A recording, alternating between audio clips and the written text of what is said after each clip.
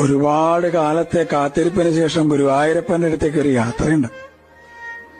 പരിഭവങ്ങളും സങ്കടങ്ങളും പരാതികളൊക്കെ ആയിട്ട് നടന്ന് ആ ശ്രീലകത്തിന്റെ മുമ്പിൽ അങ്ങോട്ട് എത്തുമ്പോ ഭഗവാനെങ്ങനെ കാണാം.